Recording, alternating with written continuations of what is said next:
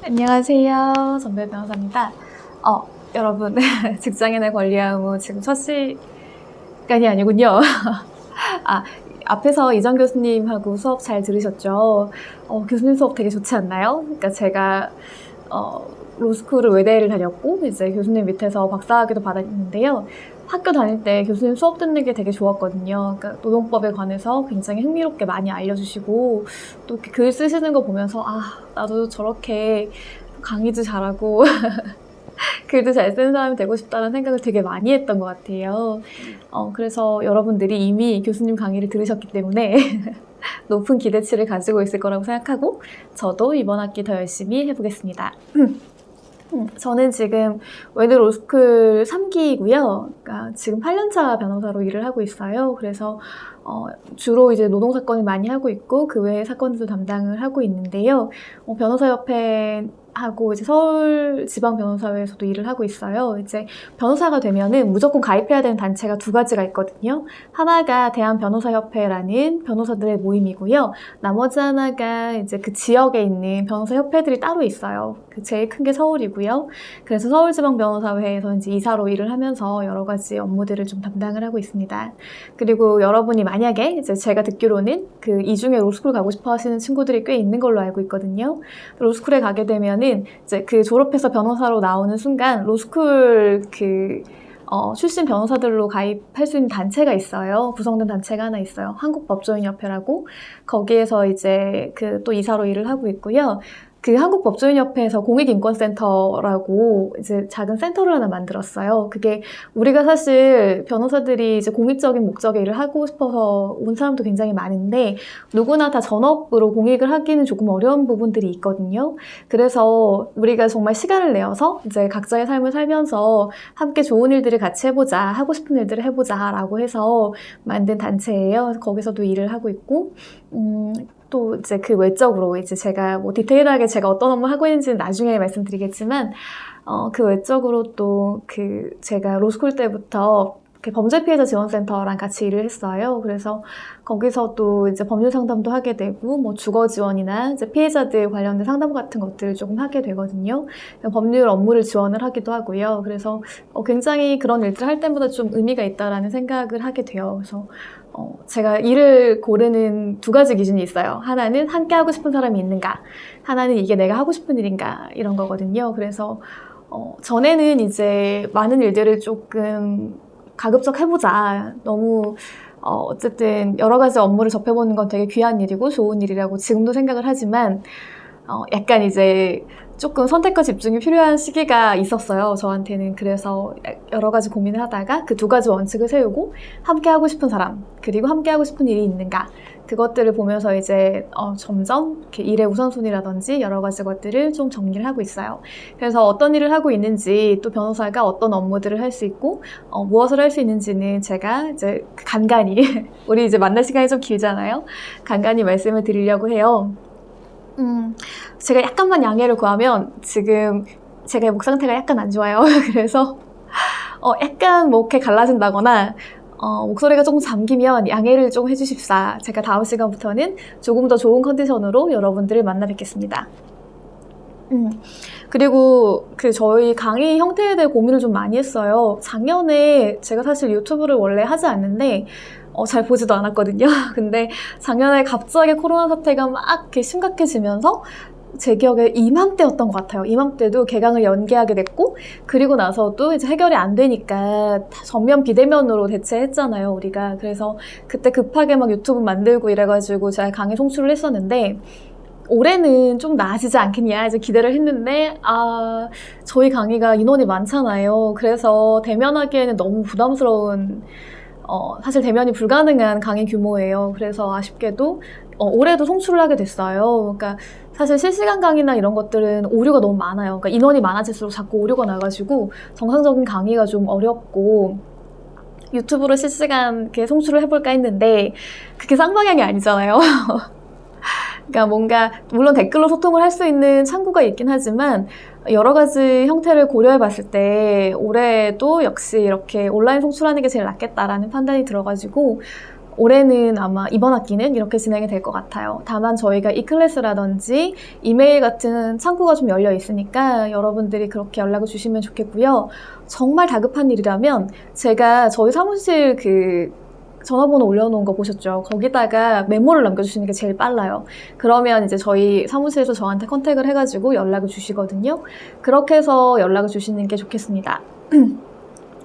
네, 그러면 이제 본격적으로 강의를 시작해 볼게요. 제가 첫 시간에는요, 반드시 질의응답을 먼저 하거든요. 그러니까 여러 가지 방향성이나, 근데 지금 그런 것들은 조금 하기가 어려우니까, 여러분들이 만약에 원하시는 게 있다고 하면, 이제 이 클래스에 알려주시면 좋겠고요.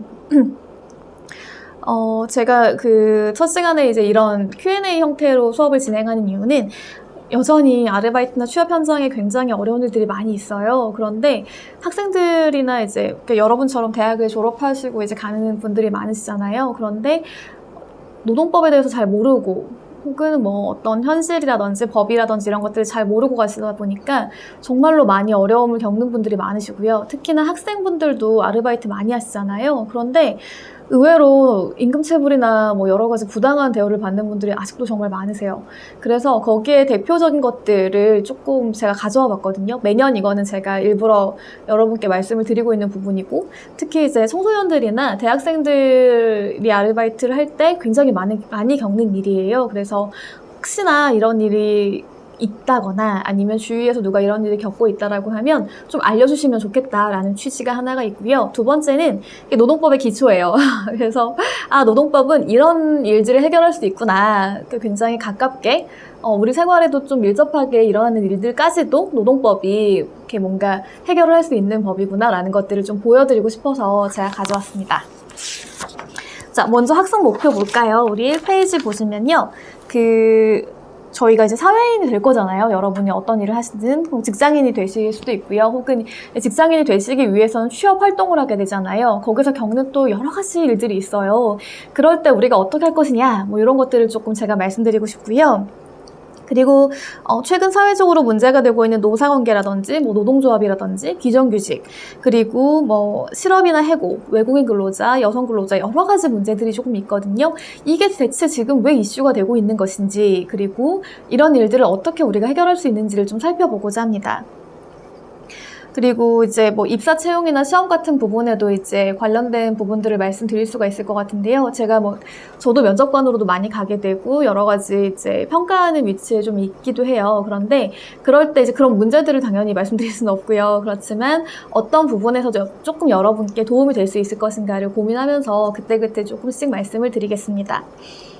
그리고 실무에서 이제 노동법이 주로 활용되는 것은 어떤 것인지 좀 많이 궁금해 하세요. 그리고 노동을 주로 하는 변호사라고 하면 어떤 업무를 하는가, 이제 이런 것들 좀 궁금해 하시기도 하거든요. 실제로 제가 첫 강의니까 2019년 강의였던 것 같아요. 제 기억에. 2019년에 제가 외대에서 처음으로 이 강의를 했는데, 그때 이제 로스쿨 가겠다라고 했던 친구가 한번 저희 사무실에 온 적도 있어요. 너무 이제 수업 다 끝나고 나서 한번 찾아와도 되겠냐라고 해서 진로 고민을 얘기를 해서 상담을 하고 했는데, 그 친구가 로스쿨 갔어요. 그래서 소식도 전해주고 이렇게 해서 되게 반가웠거든요. 그런 분들, 이제 정말로 노동법을 주로 하는 변호사는 어떤 일들을 하는가, 그리고 꼭 변호사는 아니지만 노동 관련된 관계 업무에 종사하시는 분들 꽤 많으시거든요. 그분들에 대한 뭐 진로라든지 혹은 방향성은 어떻게 설정해야 될 것인가, 이런 거 물어보시는 분들이 꽤 계시거든요. 그래서 그런 것들에 대해서 이제 제가 나눌 수 있는 만큼 같이 나눴으면 좋겠다라는 생각이 듭니다. 그래서 1주차는 아까 말씀드렸듯이 그 생활성 노동 관련 사안을 조금 살펴볼 거예요. 최대한 알기 쉽게, 접근하기 쉽게 한번 살펴볼 거고요. 특히 이제 아르바이트에서 주로 문제가 되는 사안들을 많이 볼 거거든요. 그래서 우리 생활 전반에 사실은 노동법이 영향을 미치고 있다라고 생각하시면 좋겠어요. 자, 어떤 건지 한번 볼게요. 제가 이거를 가져오면 아직도 조금 놀라시는 분들이 있더라고요. 이 표 같이 볼까요? 그러니까 5대 취약업종이라고 하는데요. 이제 아르바이트에서 굉장히 취약한, 그러니까 노동관계 법령을 어기는 많이 어기는 그런 업종들이에요. 그래서 보면 편의점, 슈퍼마켓, 음식점, 주유소, 아파트 건물 관리, 기타. 딱 보시면은 아르바이트를 많이 채용하겠구나 라고 아실 수가 있죠. 그런데 옆에 보시면 위반 업체 비율이 70.4%나 돼요. 굉장히 높은 비율이거든요. 그리고 그것을 보면 최저임금이라든지 임금 체불, 서면 근로계약, 취업규칙 비율. 그러니까 취업규칙을 뭐 제대로 아예 그냥 만들지도 않았다라는 것들도 굉장히 많고요. 그런 부분들이 많거든요. 잠깐만 보고 계실래요? 여기 보시면 지금 위반율이 굉장히 높은데 그 두 번째 우리 보시고 계시죠? 그러면 70.9%, 75.6% 이게 다 지금 위반 비율이 굉장히 높고 그 당시에 가장 높았던 비율은 아파트 건물 관리였죠. 그리고 요즘에는 최저임금 예전에 굉장히 많이 어겼었는데 요즘에는 최저임금법이 이제 시행된 이후로 굉장히 많이 정착이 돼가지고 가급적 어기지 않으려고 하시는 사업장이 많아요. 당연히 어기면 안 되는 거고 그럼에도 불구하고 아직도 7%, 5%, 6% 뭐 이렇게 어기는 비율이 굉장히 높은 거죠. 그리고 임금체불은 진짜 많아요. 아직도. 그러니까 가장 많은 게 임금체불 상담이거든요. 그러니까 왜 지금 사장님이 이렇게 돈을 주지 않는지 모르겠다. 난 어떻게 해야 되냐. 뭐 이런 게 굉장히 많거든요. 그 다음에 이제 서면 근로계약인데요. 요즘에는 그래도 조금 인식 개선이 돼서 옛날보다는 근로계약 많이 작성을 하세요. 근로계약서를.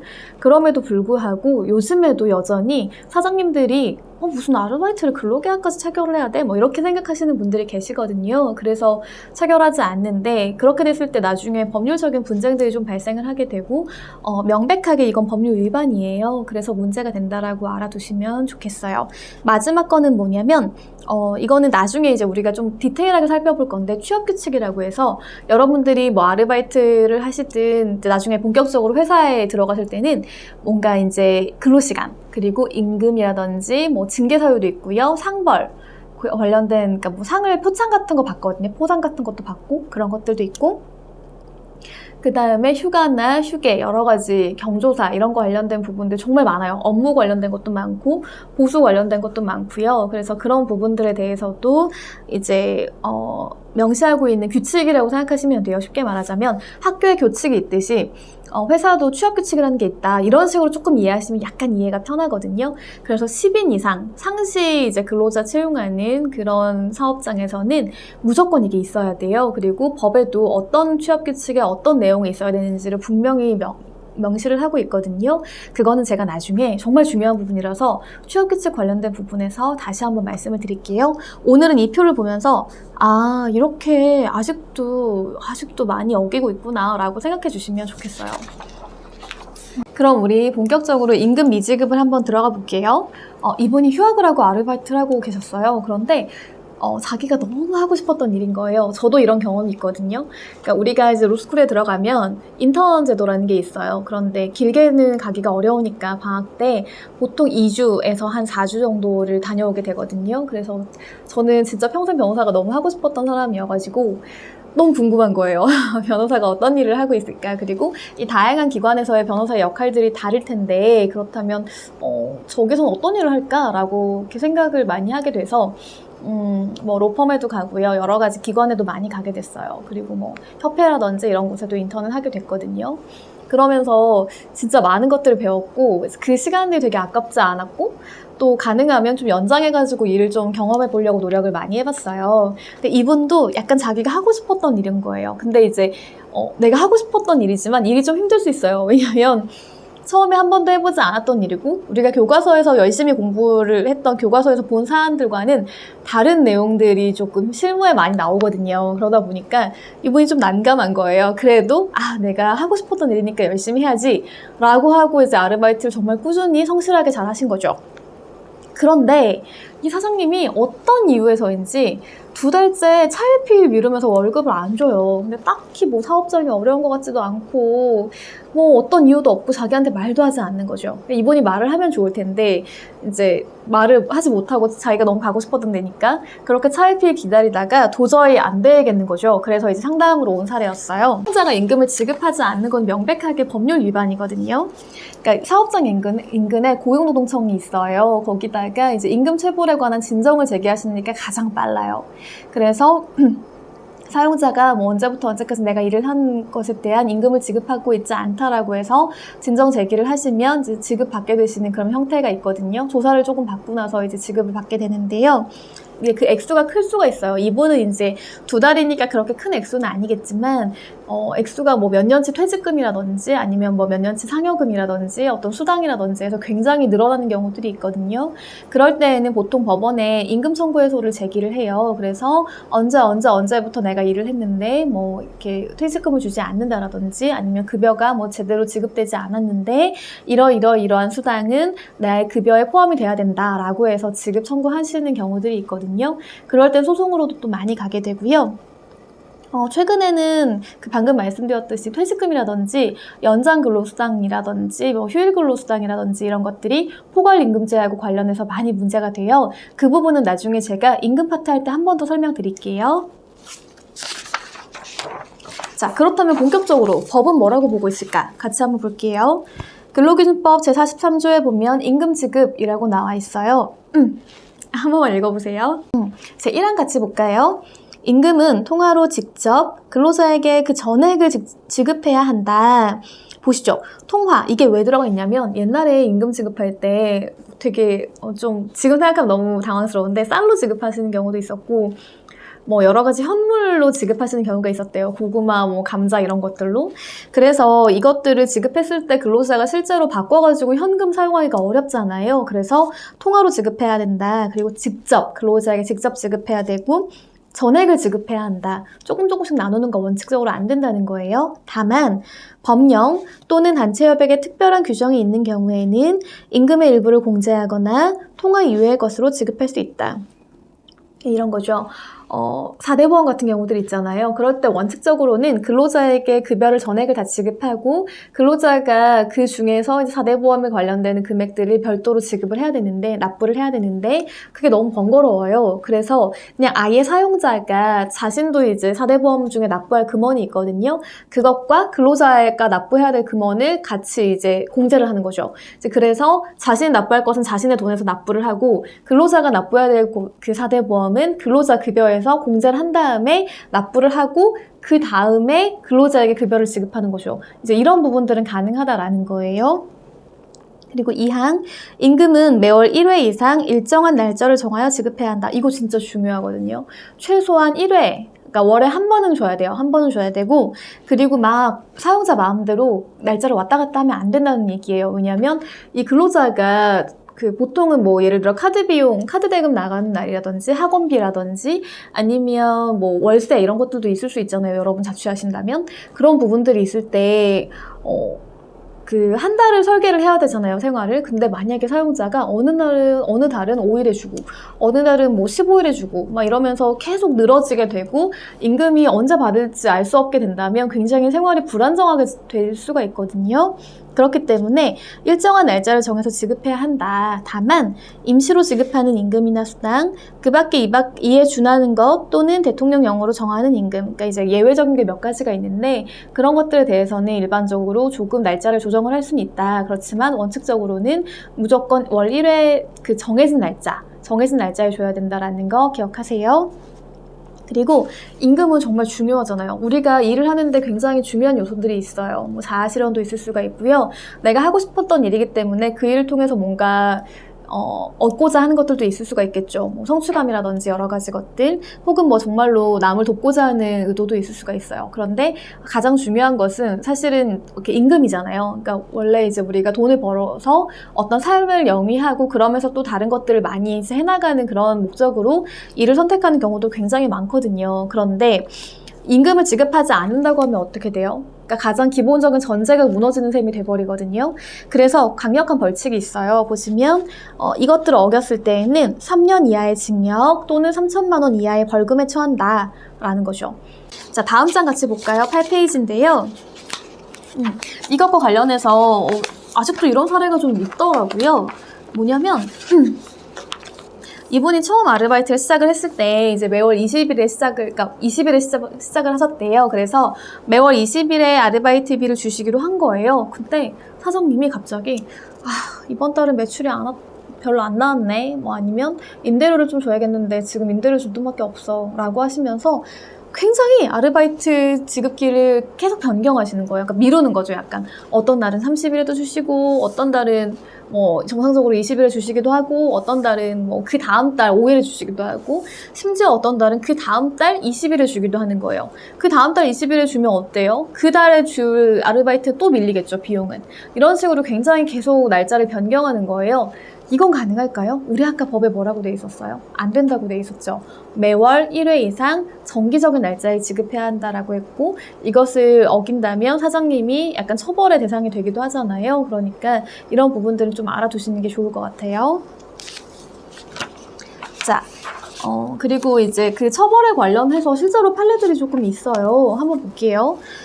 2015노 1996 판결인데 한번 보시겠어요? 보시면 사용자인 피고인이 퇴직 근로자인 피해자들에 대한 연장 근로수당, 주휴수당, 임금, 퇴직금을 당사자 사이에 합의 없이 지급 사유가 발생한 때로부터 14일 이내죠. 지급하지 않았다고 해서 근로기준법 위반이라든지 근로자 퇴직급여 보장법 위반으로 기소된 사안에서 유죄를 인정한 사안이에요. 그러니까 이게 뭐냐면 보통 우리가 이제 아까 말씀드렸던 그 임금 미지급의 경우에 임금 체불의 경우 청구를 하게 되잖아요. 그러면은 고용노동청에서 시정명령이라든지 여러 가지 조사를 통해서 뭐 조정이나 이제 이런 화해 같은 것들을 권고하려고 해요. 그런데 사용자가 아니 나는 그럴 의무가 없는데 라든지 어떤 그런 자신의 의무를 다하지 않으려고 하는 모습을 보이거나 했을 때에는 기소가 되거든요. 그랬을 때 기소가 된다는 건 뭐냐면 그 법원에 이제 법정에 서게 된다는 거죠. 피고인으로. 그래서 형사 피고인으로 서서 이제 재판을 받는다는 의미거든요. 그럴 때에는 유죄로 판결이 된다. 그러니까 뭔가 처벌을 받을 수 있다라는 부분이 있다는 거 알아두시면 좋겠어요. 자, 다음은 휴게 시간이에요. 이것도 실제 사례여가지고 가져왔는데요. 우리가 왜 혼자 일하는 그 업장들이 좀 있잖아요. 정말 소규모로 운영되는 거의 테이크아웃 위주로 가는 뭐 카페라든지 PC방이라든지 노래방이라든지 이런 부분들에 있어서는 사실 관리가 그렇게 크게 많이 필요하지 않은 부분들이 있을 수가 있어요. 그래서 사장님들이 조금 인건비를 아끼려고 이제 그 아르바이트생을 한 분 정도만 채용하시는 경우들이 있거든요. 이런 사례였는데 이제 이분이 9시간씩 혼자 일을 한 거예요. 근데 혼자서 매장 관리를 하다 보니까 아무리 사람이 많지 않더라고 하더라도 쉴 수가 없잖아요. 뭐 화장실 가기도 굉장히 눈치 보일 수도 있고요. 그런데 사장님은 그 9시간 중에 1시간이 휴게 시간이라는 거예요. 그러면서 8시간의 급여만 주고 있어요. 이게 왜 그러냐면 나중에 제가 설명드리겠지만 법에는 4시간 일하면 30분 쉬게 돼 있고요. 그 4시간에 30분이니까 8시간 일하면 1시간 쉬는 시간 줘야 되거든요. 그러니까 사장님은 지금 그 얘기하는 거예요. 총 근로시간이 9시간인데 1시간은 쉬는 시간이야. 그러니까 너는 이 1시간 동안 그냥 쉬면 되고 내가 그래서 이 1시간에 대한 돈을 줄 의무는 없는 거야. 뭐 이렇게 얘기하시는 거죠. 그래서 사장님께 아니 저는 이거 하느라고 화장실도 못 가고 밥도 잘 못 먹는데 좀 너무하시지 않나요?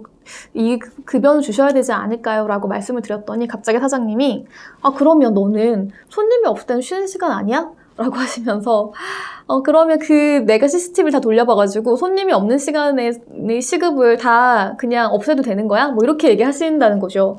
그러니까 이분이 너무 억울해서 찾아오신 뭐 그런 케이스였어요. 자, 이러면 어떨 것 같나요, 여러분? 생각을 잠깐 해보시겠어요? 자, 답은 뭘까요? 당연히 아니겠죠. 그러면 안 되겠죠. 그러니까 근로자가 자유롭게 사용할 수 없는 거잖아요. 그러니까 물론 혼자 일하고 손님이 없을 수도 있어요. 그렇지만 이 손님이 없다고 해서 뭐 PC방이든 노래방이든 카페든 그냥 문 잠궈놓고 나가도 돼요? 나가서 밥 먹고 1시간 있다 돌아와도 되겠어요? 그건 안 되잖아요.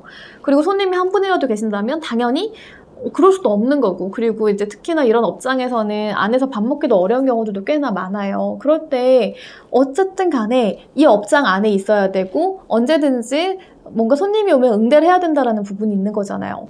그러니까 자기가 마음대로 쉴 수 있는 그런 시간이 있는 게 아니죠.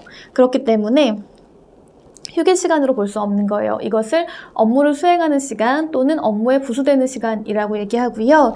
그 손님이 없더라도 이제 손님을 맞이하려고 기다리거나 뭐 대기하는 시간들 있잖아요. 이거를 이제 우리가 통칭 대기 시간이라고 하는데 이것도 근로자가 사용자의, 그러니까 즉 사장님의 지휘나 어떤 업무 지시에서 완전히 벗어날 수는 없는 거죠. 어쨌든 그 사업장 안에 있어야 되고 내가 뭔가 손님 맞을 준비를 해야 되는 거니까. 그렇기 때문에 당연히 근로 시간이에요. 그러니까 휴게 휴게시간이다라는 건 말이 안 되는 부분인 거죠. 그래서 사용자는 이 9시간 전체에 대한 임금을 지급해야 되는데 관련된 법률 한번 볼게요. 근로기준법 제54조에 보면 휴게라는 게 있어요. 제1항 사용자는 근로시간이 4시간 이상인 경우에 4시간인 경우에는 30분 이상, 8시간 이상인 경우에는 1시간 이상의 휴게 시간을 자 봅시다. 근로시간 도중에 주어야 한다라는 부분이 있어요.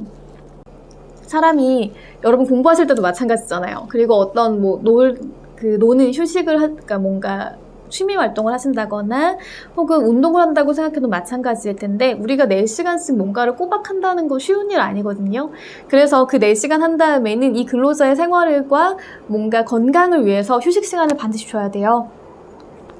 그렇기 때문에 4시간에 30분 그러니까 도중에, 근로시간 도중에 줘야 된다는 건데 우리가 일반적으로는 하루에 8시간 근무를 예상을 하잖아요. 그렇기 때문에 8시간이니까 4시간씩 30분이면 1시간이잖아요. 그 1시간을 점심시간으로 사용해라. 온전히 근로자가 편하게 휴식할 수 있도록 시간을 줘라 라고 하는 거죠. 판례 한번 볼게요. 근로기준법상의 근로시간이라 함은 근로자가 사용자의 지휘나 감독 아래 근로계약상의 근로를 제공하는 시간을 말하는 바 근로자가 작업시간의 중도에 현실로 작업에 종사하지 않은 대기시간이나 휴식, 수면시간 등이라 하더라도 그것이 휴게시간으로서 근로자에게 자유로운 이용이 보장된 것이 아니고 실질적으로 사용자의 지휘나 감독 하에 놓여있는 시간이라면 이를 당연히 근로시간에 포함시켜야 한다라고 분명하게 명시하고 있죠. 잘 보셔야 돼요. 자, 그리고 넘어가 봅시다. 다음으로는요, 위약 예정 금지 위반이에요. 아마도 사장님이 여러 가지 사정이 좀 있으셨던 것 같아요. 그래서 아르바이트를 시작할 때 1년 이내에 그만둘 경우 1개월분의 급여를 반환한다라는 내용의 계약서를 작성을 하게 된 거죠. 그런데 도저히 아르바이트를 계속할 수 없는 사정이 생긴 거예요. 예를 들어서 내가 휴학을 하고 이제 1년 동안 열심히 돈을 벌고 싶었는데 6개월 정도가 됐는데 다음 학기에 복학해야 되는 사정이 생긴 거예요. 그럴 때는 1년을 일할 수가 없게 되어버리는 상황, 그런 게 생기거나 아니면 내가 이제 한 10개월 정도 일했는데 건강이 너무 나빠진 거예요. 그래서 다음 학기에 복학을 하려면 좀 쉬면서 몸을 좀 만들어야 되는 그런 그러니까 컨디션을 좀 이렇게 조절을 해야 되는 상황이 생겼다든지 수술을 한다든지 여러 가지 사유가 생길 수가 있거든요. 그래서 10개월 됐을 때 사장님 죄송한데 그만두겠다 이제 그렇게 말씀을 드렸어요. 그랬더니 계약서를 딱 들고 오신 거예요. 사장님이 여기 봐, 네가 뭐라고 썼는지 봐 라고 하시면서 근데 거기에 이제 분명히 나와 있는 거죠. 그러니까 1년이 되기 전에 그만두면 한 달치 급여를 반환하겠다 이렇게. 그래서 이걸 근거로 마지막 달 급여를 안 주시겠다는 거예요. 이게 가능할까요? 여러분 어떨 것 같아요? 계약서에 있는 거 다 지켜야 될까요? 아니죠. 줄 의무가 없어요. 결론적으로 말씀을 드리면. 그러니까 사용자는요, 근로계약의 불이행, 그러니까 이제 결국은 근로 제공을 못하게 되는 거잖아요. 일을 못하는 것을 근로계약의 불이행, 그러니까 여러 가지 계약의 내용을 이행하지 못하는 거니까. 그것에 대한 위약금이라든지 혹은 100만 원을 나중에 너가 손해를 입히면 나한테 줘야 돼. 이런 계약들을 이제 계약서에 다 작성한다고 생각을 해봐요. 그런 것들은 안 된다는 거예요. 법이 금하고 있고요.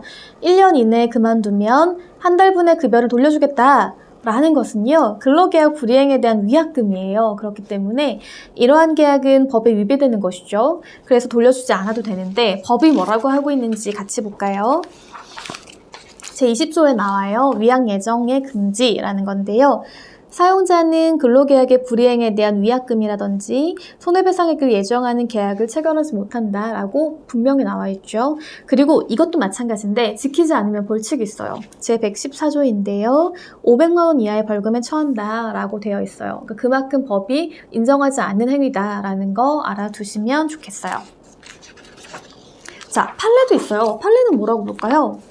2006-37274 판결이거든요. 약정금 판결인데 근로자가 일정 기간 근무하기로 하면서 이를 위반할 경우에는 소정금원, 그러니까 얼마간의 돈이죠. 얼마간의 돈을 사용자에게 지급하기로 약정을 한 거예요. 계약서에 썼다든지.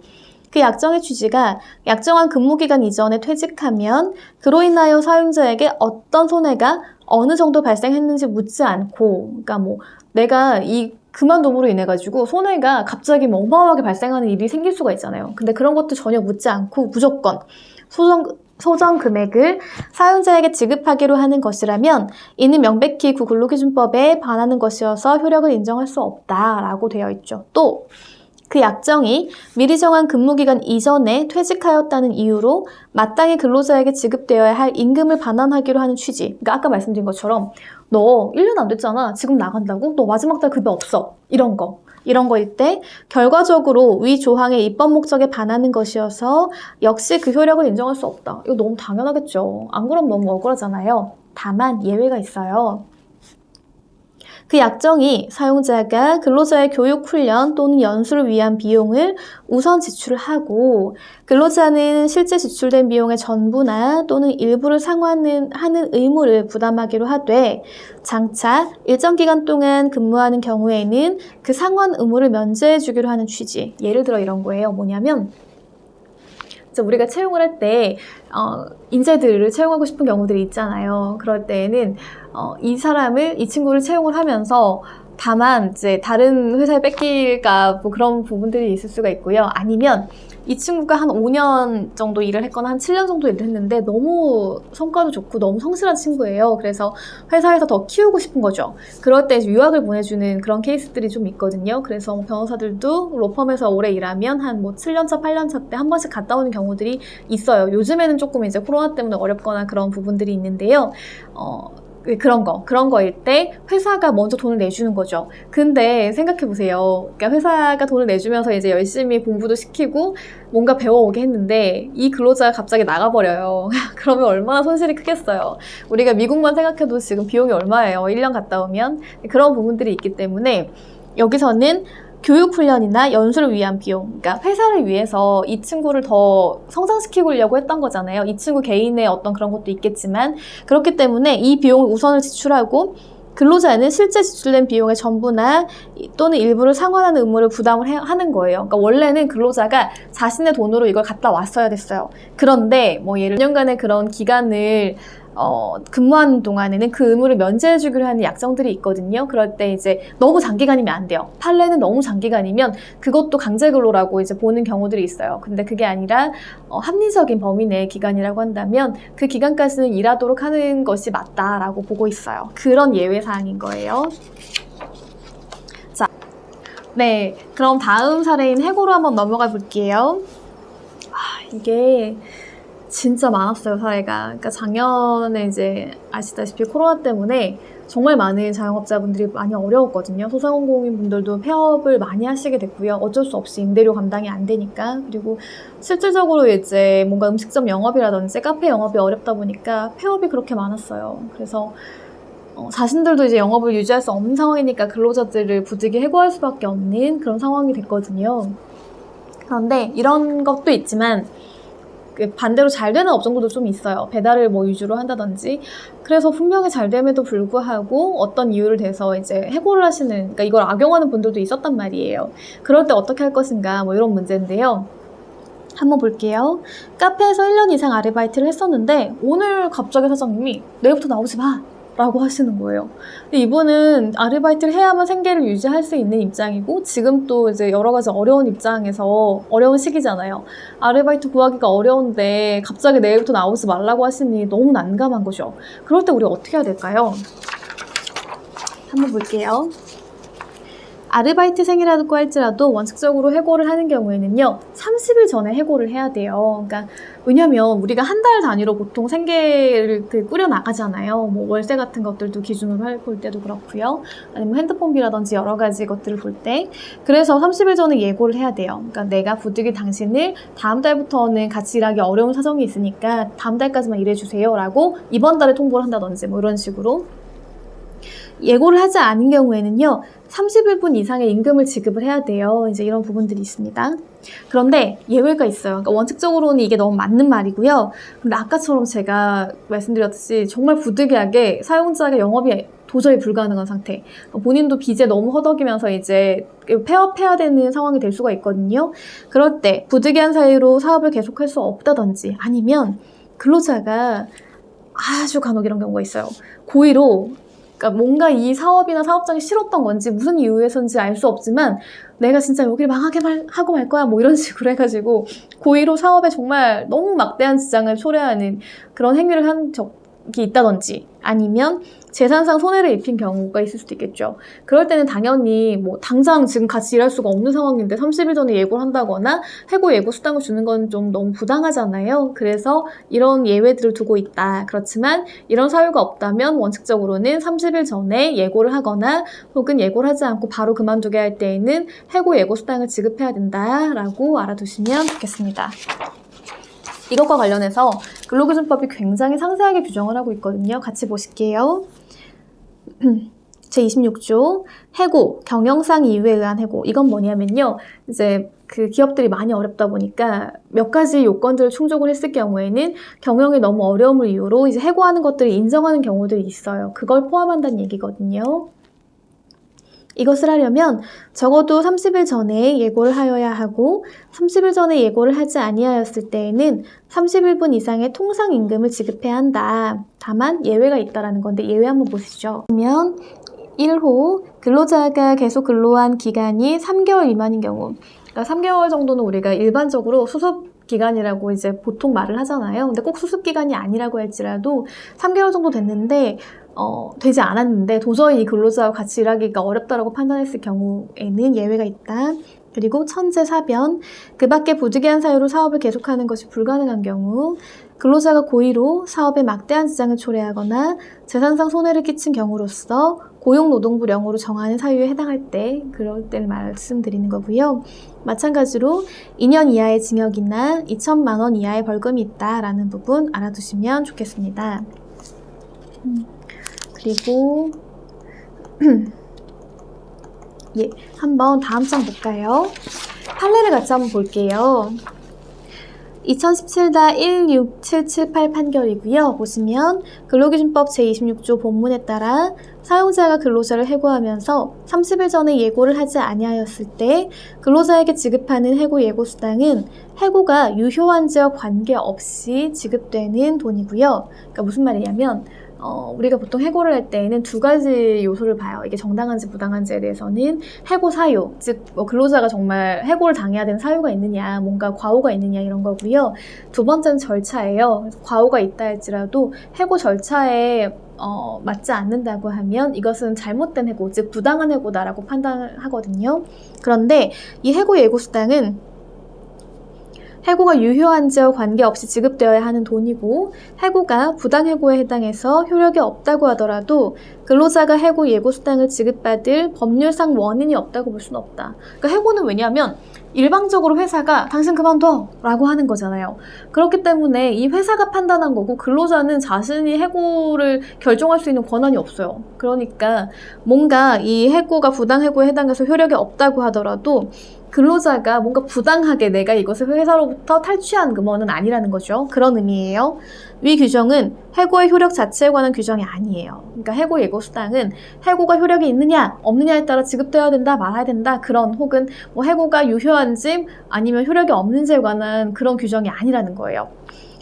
그렇기 때문에 부당해고라고 하더라도 해고 예고 수당은 지급해야 되는 게 맞겠죠. 그죠? 그리고 부당해고로 판명되었어요. 그게 누구 잘못이에요?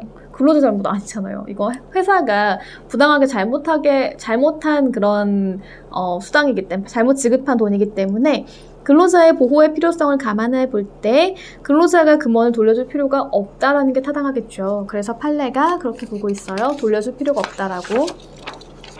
자, 우리 그렇다면 드디어 이제 근로계약서를 좀 보려고 해요.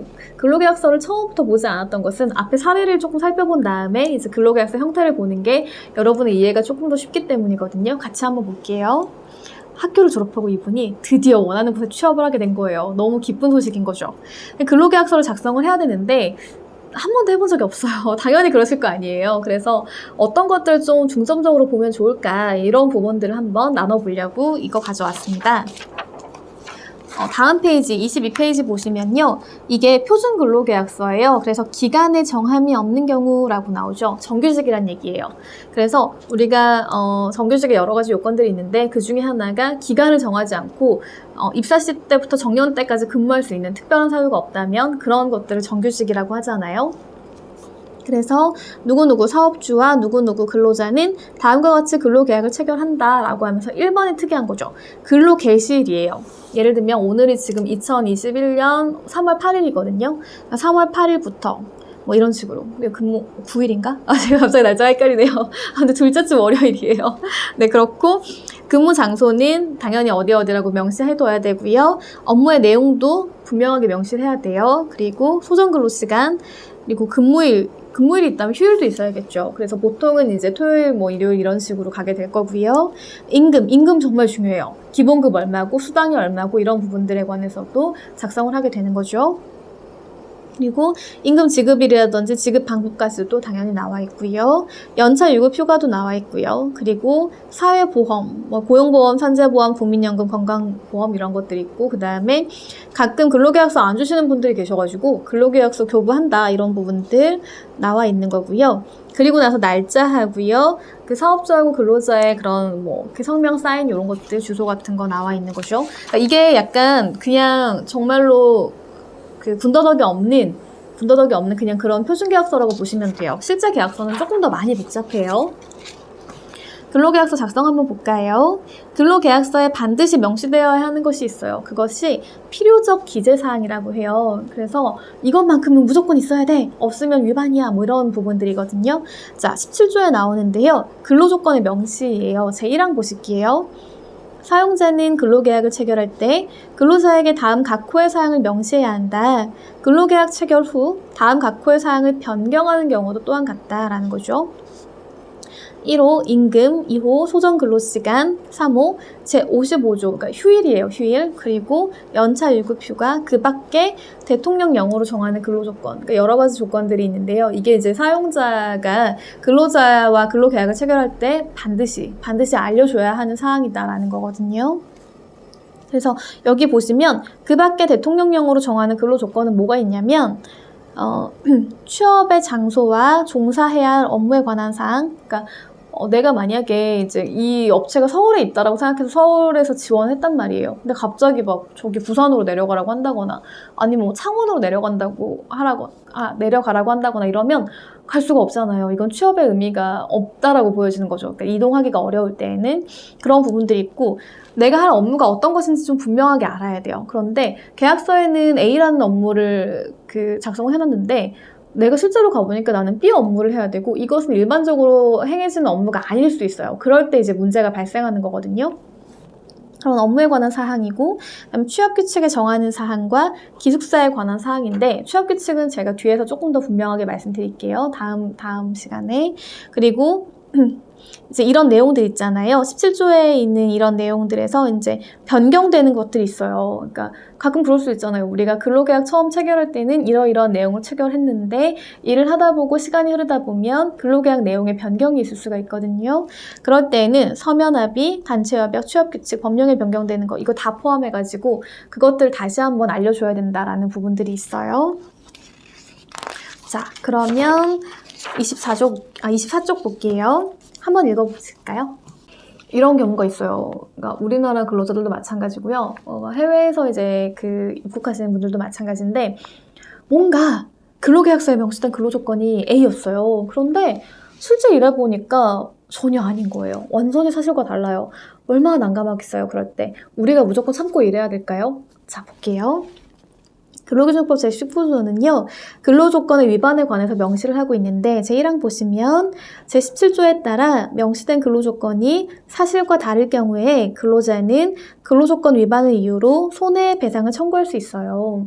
이거 되게 의외죠. 그러니까 이제 사실 너무나 명백하게 근로조건이 다르고 그로 인해서 근로자가 손해를 입게 되는 경우들이 있어요. 도저히 내가 이 일을 할 줄 알았더라면 여기 오지 않았을 거다라든지 여러 가지 사유를 볼 때.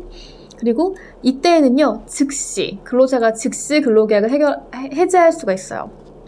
그리고 제1항에 따라 근로자가 손해배상을 청구할 때는요, 법원이 아니고 여기 보시면 노동위원회라고 나와 있죠. 그리고 근로계약이 해제되었을 경우에는 사용자는 취업을 목적으로 거주를 변경하는 근로자에게 귀향여비를 지급해야 한다. 이제 이런 경우들이 있어요. 이제 예를 들어서 넌 간호사인 거죠. 그런데 이분이 이제 의료원이 제주도에 생겼대요. 그래가지고 거기에 가서 취업을 할 목적으로 간 거예요. 그래서 면접을 보고 이제 합격 통보를 받았죠. 그래서 언제부터 근무해라 이렇게 됐는데 실제로 가보니까 너무나 업무 내용이 다르다든지 뭐 여러 가지 문제가 생길 수가 있어요. 그래서 도저히 이 계약서의 내용과 같은 업무라고 보기 어려운 경우가 있다라고 하면 원래 서울 살던 분이 거기까지 가신 거잖아요. 그 여러 가지 뭐 집도 임대하셨어야 될 거고 많은 비용을 지출하셨겠죠. 이분이 다시 돌아오셔야 되잖아요. 거기서 일할 수 없으니까. 그럴 때에는 귀향여비를 지급해야 된다. 뭐 이런 부분들이 있는 거예요. 알아두세요. 자, 그 다음에 근로계약서 작성도 하고요. 교부할 의무도 있어요. 교부는 뭐냐면 준다는 얘기예요. 예를 들어 근로계약서 우리가 작성을 하면 사용자가 그 작성된 거를 자기만 갖고 있으면 안 되고 근로자에게 줘야 된다는 얘기예요. 제17조 근로조건의 명시인데 제2항에 나와 있거든요. 사용자는 제1항 제1호와 관련된 임금의 구성 항목, 계산 방법, 지급 방법, 제2호부터 제4호까지의 사항이 명시된 서면을 근로자에게 교부해야 한다. 다만 본문에 따른 사항이 단체협약 또는 취업규칙 등의 변경 등 대통령령으로 정하는 사유로 인하여 변경되는 경우에는 근로자의 요구가 있으면 그 근로자에게 교부해야 한다라고 명시하고 있죠. 그러니까 이거 위반한 경우에는요, 그 500만 원 이하의 벌금에 처해질 수 있다라는 거죠. 그리고 이거는 근로기준법에 나와 있는 건데, 예를 들어, 그러니까 기간제 근로자, 그러니까 뭐 근로계약 기간이 6개월, 1년, 뭐 1년 반, 뭐 이런 식으로 기간이 짧은 기간제 근로자라든지 단시간 근로자. 그러니까 보통 우리가 8시간 정도 근무한다고 생각을 하면 뭐 아르바이트로 5시간, 6시간 이렇게 일하시는 분, 4시간 이렇게 일하시는 분들일 경우에는요. 근로계약서 작성하지 않는 경우가 있을 수 있어요. 근데 이분들에 대해서는 근로기준법 적용받는 게 아니고요. 기간제 및 단시간 근로자 보호를 위한 법률이 따로 있거든요. 그 기간제법이라고 우리가 얘기를 하는데 그 법에 따라서 이제 규율을 받게 돼요. 같이 한번 볼게요. 여기도 17조인데요. 근로조건의 서면 명시고 내용은 동일해요. 보실게요. 사용자는 기간제 근로자 또는 단시간 근로자와 근로계약을 체결할 때에는 다음 각호의 모든 사항을 서면으로 명시해야 한다. 다만 제6호는 단시간 근로자에 한한다라고 해서 근로계약 기간 당연히 나오겠죠. 조금 다른 부분이 이 부분이죠. 왜냐하면 기간제 근로자의 경우에는 근로계약 기간이 중요하니까. 그리고 근로시간 휴게, 임금의 구성 항목 계산 방법, 지불 방법, 휴일, 휴가, 취업의 장소와 종사해야 할 업무에 관한 사항, 그리고 근로일하고 근로일별 근로시간. 왜냐하면 단시간 근로, 그러니까 우리가 가장 쉽게 생각하면 파트타임 근로인데요. 아르바이트의 경우에는 뭐 매일 가는 것도 있고 매일 8시간씩 하는 경우도 있겠지만 대부분의 많은 경우에는 뭐 한 일주일에 3일 하는데 뭐 2시간, 뭐 4시간, 6시간 혹은 8시간 이렇게 해가지고 일을 하는 경우들이 있잖아요. 그러니까 뭐 월수금 아니면 화목 이런 식으로 아니면 주말만 이렇게 하시는 경우들이 있어서 그럴 때 근로계약서에는 근로일하고요. 그 다음에 근로일별 근로시간을 명시해야 된다라고 알아두시면 좋겠습니다. 그래서 기간의 정함이 있는 경우, 즉 기간제 근로자에 관한 그 계약서가 조금 형태가 약간 다른 게 있어서 제가 가져왔어요. 다른 거 다 똑같아요, 여러분. 그죠? 밑에 다 똑같은데 1번만 달라요. 1번 보실게요. 근로계약 기간인데요. 언제부터 언제까지. 그러니까 뭐 한 달이면 한 달, 뭐 3달이면 3달 이런 식으로 작성을 하시면 됩니다. 그리고 중요한 게 있어요. 우리가 청소년 근로자들도 사실 청소년들도 이제 이런 아르바이트들을 좀 하거든요. 그런데 이분들은 더더욱이 잘 모르고 이제 계약을 체결하거나 일을 하시는 경우들이 있고요. 혹은 우리가 쉽게 생각하면 아이돌, 뭐 아니면 아역배우 이렇게 생각할 수가 있잖아요. 이 친구들 굉장히 어린 친구들이잖아요. 그럴 때 이 친구들에 대한 근로계약은 어떻게 체결해야 되는가 같이 한번 볼게요. 연소근로자라고 해가지고 18세 미만인 자를 말해요. 그리고 다른 건 다 똑같은데 8번 보시면 가족관계 증명서 및 동의서라고 나와요. 그래서 그 부분이 나와 있고, 왜냐면 이 친구들은 미성년자니까 스스로 어떤 계약을 체결할 수 있는 권한이 없어요. 그렇기 때문에 당연하게 동의서나 증명서 이런 게 있어야 될 거고요. 그리고 친권자나 후견인의 동의서가 필요한 거죠. 그런 부분들 때문에. 그리고 11번 보시면 여기 중에서도 그러니까 보통 18세 미만자도 있지만요. 13세 이상 15세 미만자에 대해서는 더더욱 두터운 보호가 필요하단 말이에요. 워낙 어린 친구들이기 때문에. 그럴 때에는 고용노동부 장관으로부터 취직인허증을 교부받아야 되는 거죠. 그래서 이 계약에 정함이 없는 사항은 근로기준법령에 따르고 방금 말씀드린 것처럼 취직인허증 반드시 교부를 받아야 되는데요. 법에 나와 있어요. 제54조거든요. 제1항, 64조이고요. 제1항 15세 미만인 자는 근로자로 사용하지 못한다라는 게 원칙이에요. 15세 미만은 원칙적으로 일을 할 수 없고요. 근로자가 돼서는 안 되지만, 왜냐하면 너무 이제 아동 그런 학대라든지 어떤 아동에 대한 착취 같은 것들이 과거에 많았기 때문에 그것을 금지하기 위해 이 규정이 들어온 거예요. 다만 대통령령으로 정하는 기준에 따라 고용노동부 장관이 발급한 취직인허증을 지닌 자는 근로자로 사용할 수 있다. 아까 말씀드린 것처럼 제2항, 제1항의 취직인허증은 본인의 신청에 따라 중요한 게 있죠. 의무교육에 지장이 없는 경우 직종을 지정해서만 발행할 수 있다. 그러니까 최소한의 교육을 당연히 받아야 되니까. 3항, 고용노동부 장관은 거짓이나 그 밖의 부정한 방법으로 제1항 단서의 취직인허증을 발급받은 자에게는 그 인허를 취소해야 된다라고 명시가 되어 있습니다. 그리고 제66조에는요. 연소자 증명서가 있거든요. 뭐냐면 사용자는 18세 미만인 자에 대해서는 그 연령을 증명하는 가족관계 기록사항에 관한 증명서와 친권자 또는 후견인의 동의서를 사업장에 갖춰두어야 한다라고 명시하고 있죠. 제가 샘플을 좀 가져왔어요. 뒤에 한번 보실까요? 이 앞부분에 보이는 게 친권자, 후견인 동의서예요. 그래서 보시면 친권자, 후견인의 인적사항 굉장히 상세하게 적혀있죠. 무슨 일이 있다라고 하면 여기에 연락을 해야 되니까 우리가. 그래서 성명, 생년월일, 주소, 연락처, 관계 나오고요. 그 다음에 연소근로자 인적사항 쭉 나오고 그 다음에 중요한 건 사업장의 개요예요. 그래서 이 사업장이 어떤 일을 하고 있고 이름은 뭐고 주소는 어디고 대표자와 전화. 그러니까 다 연결이 가능하도록 이런 사항들을 다 작성을 해야 되는 거죠. 그래서 본인은 위 연소근로자 누구누구가 위 사업장에서 근로를 하는 것에 대해서 동의합니다 라고 해서 날짜 쓰고 그다음 성명 사인하는 거죠. 그리고 가족관계증명서 보통 많이 첨부를 하게 됩니다. 네, 오늘은 여기까지예요. 제가 목 상태가 오늘 너무 좀 안 좋아서 중간중간에 괜찮으셨는지 모르겠네요.